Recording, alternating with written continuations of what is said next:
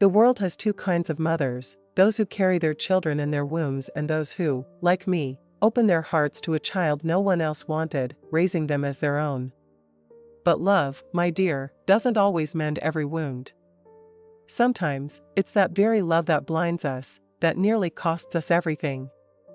My name is Evelyn Harper, though everyone in Willow Bend, Ohio, calls me Miss Evie, or the woman who took in the boy from the foster home. I'm 76 now, and each line on my face carries a story, some of joy, others of pain so deep that even time can't erase it. I still live in my old house on the edge of Sycamore Lane, its weathered walls standing defiant against the years. From my porch, I can see the winding Clearwater River, slicing through town like a silver thread. That river has witnessed everything, the laughter, the tears, and the day in 1992 that shattered my family forever. That was when I believed love could heal any child, even one carrying scars too deep for any heart to bear. Willow Bend is a small town, the kind where time seems to linger. It's a place of sprawling cornfields and soybean farms, where neighbors know each other's business, and the main streets are wide but give way to narrow, uneven sidewalks in older neighborhoods like mine. You have to watch your step when you're my age. There's a stone church with a bell that rings every Sunday, a town square where retirees play chess, and the Clearwater, which, when the rains come heavy, floods the low-lying homes and carries pieces of our town away. It was after the flood of 1988 that my late husband, Thomas, and I decided to grow our family. We had 2 children already, James, 17, and Clara, 15, but my heart always had room for more. Clara planted the seed when she came home from a school project at the Maplewood foster home, her eyes swollen from tears. "Mama," she said, "those kids have been there for years. Nobody wants them because they're not babies." Those words haunted me. Thomas, a foreman at the local lumber mill, was a quiet man with a steady heart. When I told him about adopting an older child, he lit a cigarette, stared out from our porch, and said, "If that's what you want, Evie, let's meet the kid." The first visit to Maplewood broke my heart. The place was clean but heavy with silence, as if the children were afraid to make a sound. The director, Mrs. Whitaker, a stern woman with pinched lips, led us to her office. "Boy or girl?" "Age?" she asked. "We want a child who needs a home," I said, "one others might pass over." That's when she told us about Daniel. "He's 9, she said. "Been here since he was 4. His mother was an addict, died of an overdose. No one knows the father. He's bright but keeps to himself." When we met Daniel, he was alone in the yard, clutching a worn book. He was thin, with shaggy brown hair and hazel eyes that seemed to hold the weight of the world. He didn't smile, just studied us like a wary animal. "He's quiet," Mrs. Whitaker said, "but he's smart, does well in school. Struggles to connect with other kids." My heart had already decided, this boy needed me. Thomas squeezed my hand, and I knew he felt it too. The adoption process was grueling, interviews, home visits, stacks of paperwork, but I was resolute. 4 months later, Daniel arrived with a small duffel bag, a few clothes, a dog-eared book, and a chipped toy truck. He was so quiet at first, I sometimes forgot he was there. He shared a room with James, who wasn't thrilled about it, but I promised it was temporary until we fixed the spare room. At meals, Daniel ate with his eyes fixed on his plate, as if guarding his food. I tried to reach him slowly, cooking his favorite, macaroni with cheese sauce, buying books, sitting near him while he watched TV. He flinched when I got too close, like he was bracing for a blow. It hurt to see that fear in him. The first time he smiled was a month later, when I baked a cake to mark his arrival. "1 month with our Daniel," I said, lighting a candle. His eyes widened, and a shy smile flickered across his face. Thomas winked at me from across the table. That night, I thought we'd made the right choice. Daniel started school. But it wasn't easy. He came home with torn books, bruises, scraped knees. "What happened?" I'd ask. "Nothing," he'd mutter, eyes down. His teacher, Miss Larson, told me the other kids taunted him, calling him foster trash. "He doesn't fight back," she said, worried. He just takes it. Over time, things shifted, but not as I'd hoped. Daniel stayed quiet at home, but school reports changed. He had outbursts, crying over a lost pencil, staring blankly for minutes. I tried talking to him, but he was a locked door. Thomas grew frustrated. He needs discipline, Evie. You're too soft on him. But how could I be hard on a boy with such haunted eyes? I just wanted him to feel safe. If you're finding this story resonates, my dear, consider supporting our little community of storytellers. A kind word or a moment to share this tale means the world to an old woman like me. Now, let's continue, for there's much more to tell. When Daniel had been with us nearly a year, he came home late one evening, his jacket torn, a cut on his lip. My God, what happened? I asked, reaching for him. For the first time, he snapped. He flung his bag down, book spilling across the floor. They said you only took me for the foster money, he shouted. That no one wants a kid like me. I was stunned, watching this boy, usually so guarded, unravel. Without thinking, I pulled him into a hug. He stiffened, then melted, sobbing into my shoulder, a raw, aching cry that tore at my soul. You're my son, I whispered. My son, Daniel Harper. No money, just love. That night felt like a breakthrough. He started talking more, sharing bits about school, even joining Thomas to tinker in the garage. I thought we'd turned a corner. But love can blind us, my dear. When Daniel turned 11, I noticed odd things. Items went missing, kitchen scissors found under his bed, my mother's locket gone for days, then back in its box. Once, I found my old diary in his room. Why'd you take this? I asked. He shrugged, eyes cold. Didn't. Someone put it there. Thomas was less patient. Don't lie, boy. Own up. Daniel's glare was sharp, too old for a child, and he stormed off, slamming his door. He started spending hours alone, playing video games Thomas bought for his 12th birthday. I once caught a glimpse of one, blood and violence flashing on the screen. What's that? I asked. Just a game, he said, shutting it off. Thomas brushed it off as boy stuff, but it unsettled me. Then came the day the school called.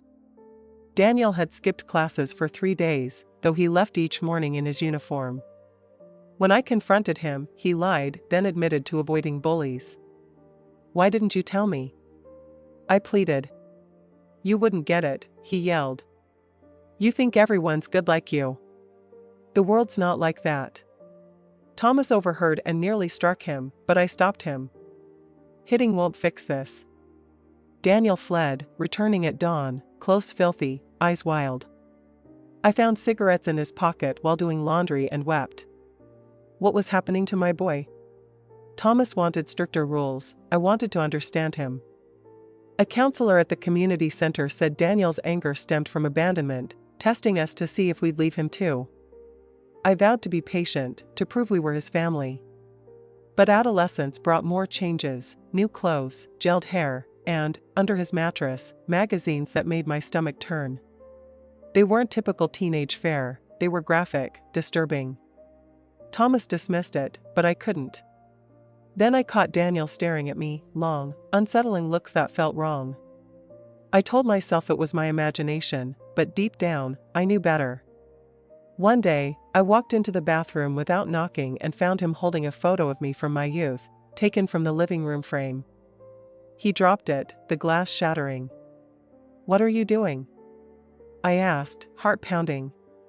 Just like the picture, he mumbled, shoving past me. A chill ran through me. This wasn't right. By 14, Daniel was rarely home, returning late smelling of smoke, his eyes vacant. Thomas and I fought constantly. He wanted to send Daniel back to foster care, I refused. He's our son, I insisted. We don't give up on family. But money started vanishing, $20 from Thomas's wallet. $80 from my purse, then $300 from my sister's savings I kept for her. I confronted Daniel, now 15, tall and defiant. Did you take it? I asked. He smirked, chillingly. What if I did? What'll you do? His words cut deep. I'm not your son. You just wanted a project to feel good about. I collapsed, sobbing, as he walked away. Thomas suggested a treatment facility, but I couldn't bear it. He's just lost, I said. It'll pass. But Thomas saw something I refused to. There's something broken in him, Evie. Something we can't fix. I ignored him, clinging to hope. Then, in the winter of 1994, I saw Daniel injecting something in his room. I froze, clothes tumbling from my hands. He screamed at me to leave, and I ran, locking myself in my room until Thomas came home. Daniel was gone by then, and Thomas was firm. He needs rehab. I denied it, but deep down, I knew he was right. Daniel returned 2 days later, gaunt and trembling. Thomas sat him down, tears in his eyes. Look what you're doing to your mother, he said. Daniel's gaze flickered with guilt, but he whispered, You don't know me. Nobody does. We begged him to explain, but he laughed coldly. This isn't a family. You wanted a kid to replace James and Clara. I needed a place to crash. He stormed out, and we decided he needed treatment, even against his will. But he vanished for 2 weeks. When he returned, he was a ghost, cut, feverish, collapsing in my arms. We nursed him through withdrawal, watching him convulse, vomit, scream for his birth mother. In his delirium, he spoke of abuse in foster homes, horrors that explained his pain. My heart broke for the boy he'd been. As he recovered, Daniel seemed to change. He apologized, helped around the house, returned to school. One night at dinner, he opened up. My mother left me at a church when I was 4, he said. I bounced around foster homes. One had a worker who hurt kids. Tears fell as he admitted drugs numbed his pain. I hugged him, Thomas gripping his shoulder. We'll get through this, I promised. For the first time, I felt we'd reached him. I went to bed that night hopeful, believing we could heal together. Thomas was cautious, sensing something in Daniel's eyes, but I dismissed it.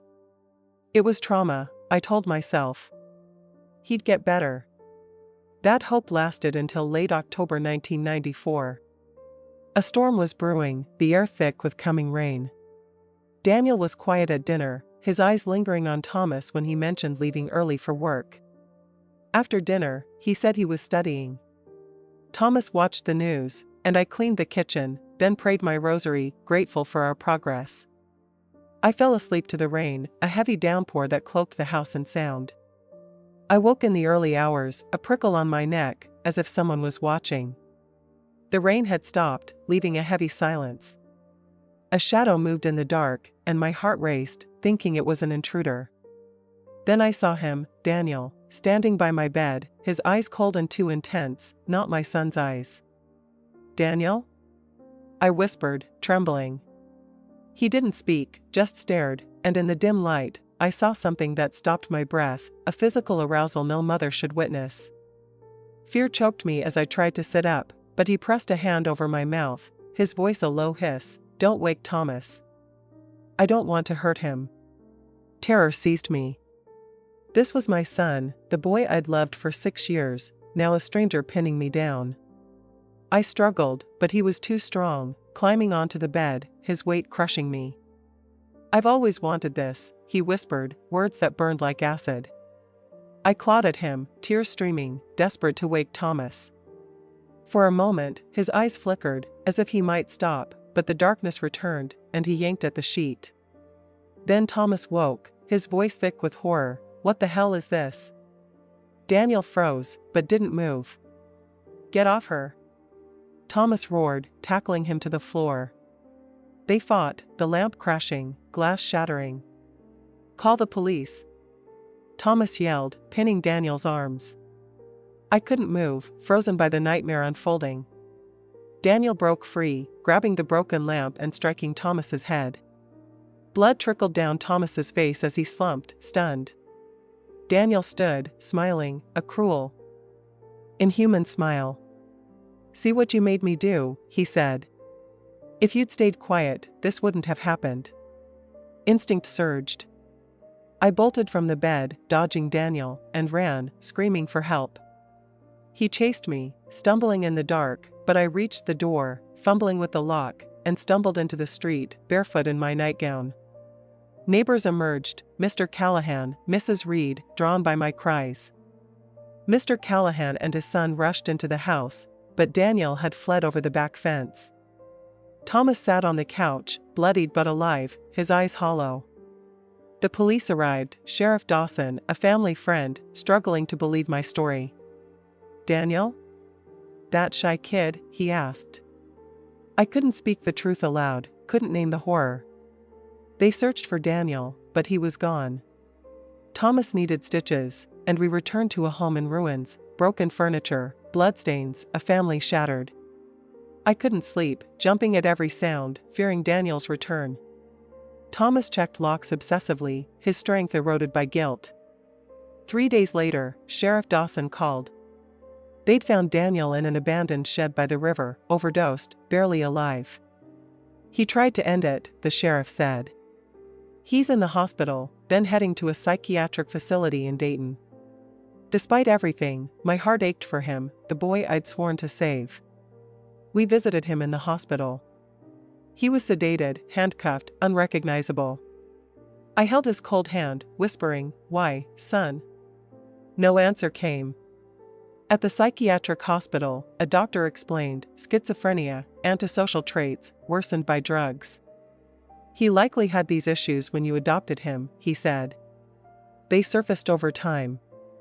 Daniel barely acknowledged us, his voice flat, "Too late now, isn't it?" I clung to hope, but his words rang true, "When I'm better, what then? Back home? After what I did?" I had no answer. The scars were too deep. That was the last time I saw Daniel. He was moved to a secure facility in Cleveland for the criminally insane, his stay indefinite. Thomas and I returned to a hollow life, our home a mausoleum of memories. Thomas began drinking, haunted by guilt. "I should have protected you," he'd say. I had nightmares, waking in panic, tormented by one question: how did we miss it? Were we so desperate to save him that we ignored the warnings? Today, on my porch, watching the clear water flow, I see it clearer.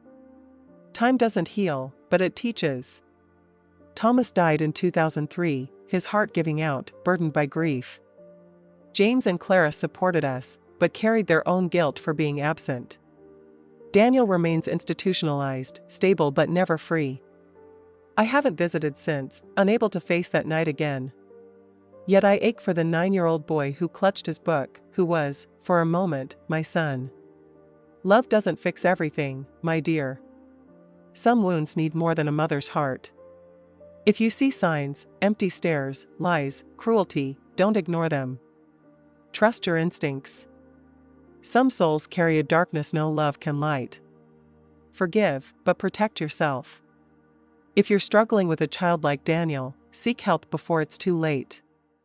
Don't let love blind you, as it did me, until that night in 1994, when my world broke apart, leaving only scars and a story I carry still. The aftermath of that night in October 1994 left our home in Willow Bend, Ohio, feeling like a shell of what it once was. The broken furniture was repaired, the bloodstains scrubbed from the carpet, but the wounds in our hearts, mine, Thomas's, and those of our family, remained raw. My name is Evelyn Harper, known to most as Miss Evie, and I'm 76 now, sitting on my porch overlooking the Clearwater River. Its steady flow reminds me that life moves on, even when we feel stuck in the pain of the past. More than 30 years have passed since that night when Daniel, the boy we adopted with such hope, turned our world upside down. I've shared the first part of this story, the love, the warning signs, the terror, but there's more to tell. The years that followed taught me lessons I never wanted to learn, and they brought a kind of peace I never thought possible. Let me take you through the rest, my dear, and share the final chapter of this journey. After Daniel was taken to the psychiatric hospital in Cleveland, Emily, in 1998, and Clara married a kind doctor named Mark. Their visits brought light to our home, but Thomas's health was fading. The drinking, the stress, the guilt, it wore him down. In 2003, he collapsed at the mill, a heart attack stealing him from me. I buried him under the oak tree at Willow Bend Cemetery, his grave overlooking the river he loved. At the funeral, Clara held my hand, whispering, "You're stronger than you know, Mama." But I didn't feel strong. I felt like a woman who'd lost her husband, her son, her dreams. Alone in the house, I leaned on my faith and my community. The support group became my lifeline, and I started volunteering at the church, helping with food drives and youth programs. I wanted to believe my pain could serve a purpose, that I could help others avoid my mistakes. In 2005, I got a letter from Daniel's hospital. He'd had a violent episode, attacking an orderly during a medication adjustment. He was back in intensive care, his release prospects dim. I wept, not for the man he'd become, but for the child he'd been, trapped by a mind that betrayed him. Life brought moments of joy, too. Emily, my granddaughter, grew into a bright, curious girl, and Clara had a son, Nathan, in 2007. Their laughter filled my home during holidays, a reminder that love could still bloom amid grief. But Daniel's shadow lingered. In 2008, another evaluation deemed him unfit for release after he assaulted a therapist. The social worker's voice was gentle but firm. "He's not safe, Mrs. Harper. Maybe he never will be." I stopped writing to him after that, each letter feeling like a plea to avoid. I kept his old book, The Adventures of Tom Sawyer, on my shelf, its pages yellowed, a relic of the boy I'd lost. In 2010, I joined a regional network of parents with troubled children, speaking at community centers about mental health and addiction. I shared Daniel's story, not to shame him, but to warn others. Trust your instincts, I'd say. Love isn't enough. Get help early. People listened, some with tears, others with nods of recognition. It gave my pain meaning, a way to honor the boy Daniel might have been. The clear water kept flowing, the town kept growing, and I kept living, one day at a time. By 2015, I was slowing down, my knees aching, my hands stiff from years of gardening. Clara and James urged me to move to Pittsburgh or Columbus, but I stayed in Willow Bend. This was my refuge. The support group dwindled as members passed or moved away, but I kept hosting it, even if only one or two showed up. In 2020, I got a final letter about Daniel. He was 41, still in Cleveland, heavily medicated. He'd started painting, the letter said, creating dark, chaotic works that therapists called therapeutic. I tried to picture him, brush in hand, but all I saw was the boy with the duffel bag, stepping into our home. Now, in 2025, I'm 76, and the world feels both vast and small. The clear water still runs, the church bell still rings, and I still sit on my porch, watching life unfold. I've learned to live with the scars Daniel left, to carry the love and the pain together. I don't hate him, I pity him, a soul born with a darkness no one could lift.